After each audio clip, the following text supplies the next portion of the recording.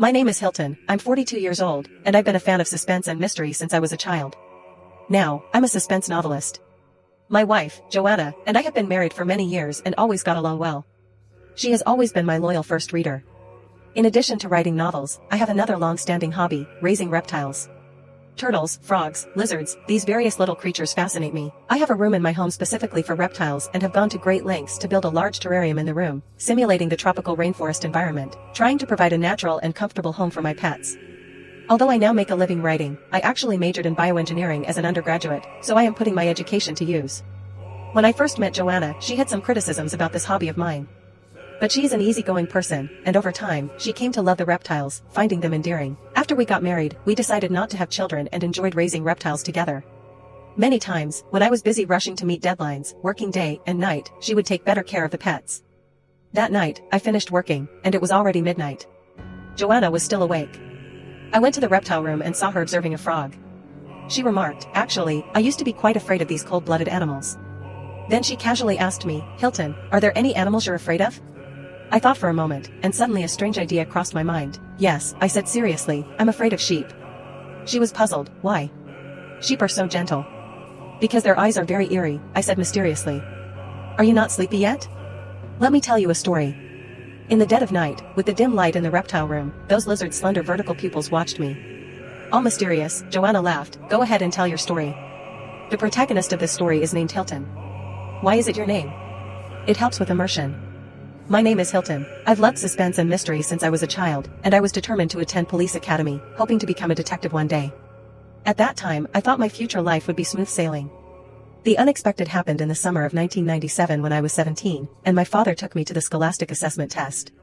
Before entering the exam room, my father called me, looked at me deeply, hesitated, and finally said, "You will do well and get into the police academy." I didn't notice anything unusual about my father at the time, thinking it was just regular encouragement, so I nodded and turned to go in. I did perform well. When the last exam ended, I hurried out of the exam room, eager to share my joy with my father. But my father was gone. Whenever there was a big exam, my father would always wait outside the exam room. He would hold onto his bicycle, his eyes eagerly looking at the door. When I finished, I would rush through the crowd to him, and he would still be looking around. I would call out to him, and he would be pleasantly surprised, slapping the bike seat. "Son, you're done. Let's go home." I would jump on the back seat, bragging about how easy the test was. He would laugh and tell me to be humble, pedaling harder to bring a refreshing breeze.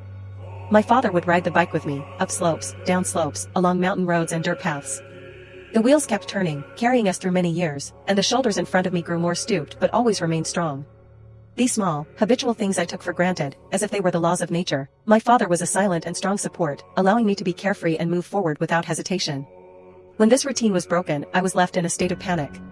I looked around the exam room, running and shouting, describing the image of an ordinary middle-aged man to passers-by. But because he was so ordinary, no one noticed him. I searched aimlessly, with growing anxiety. He wouldn't have an accident, maybe he went home first. I thought this and went home alone. But my father had not come back ahead of me. My father was missing. My mother said that the night before the Scholastic Assessment Test, my father was inexplicably irritable, and they had a small argument. Maybe he left in a fit of pique and would come back after a few days to cool down. I found this reason strange but could only accept it. A man leaving home sounds disgraceful. We didn't publicize it and searched privately. But for several days, there was no news. The Scholastic Assessment Test seemed to have become a major turning point in my life. After it ended, my father disappeared. I didn't understand why my father would abandon us. Looking back, there were no reasonable signs. Since I could remember, my father had been a stable and family-oriented man, honest and reliable. He expressed his love for his family in the unique, simple way of most American fathers. I never doubted my father's love. But he left just like that. My mother suggested, maybe he went to find your brother? I have an older brother, Evan, who is 5 years older than me and was born with a visual impairment. Evan left home to work early and never came back, disappearing like he vanished into thin air. Could this be the reason? My intuition told me it wasn't. A month later, neighbors noticed something was wrong and reported it. A concerned neighbor described my father's appearance, height, and weight to the police. The police came to our house, looking serious. They didn't talk about searching for a person but collected fingerprints everywhere. The next day, they came again and brought my father's shocking secret. In 1985, in a mountainous area of a neighboring county, a family of 5 was brutally murdered. The crime scene was in a remote area, and the family lived in isolation, so there were no direct witnesses. The police investigated the family's social connections but found nothing. The perpetrator wasn't an enemy but a random outsider passing through. This significantly increased the difficulty of solving the case. The police collected the suspect's fingerprints from the victims and the murder weapon, and through inquiries, they got a rough description of the suspect's appearance, but there were no leads. The case was shelved for 12 years. Homicide cases must be solved, they don't rest until they are.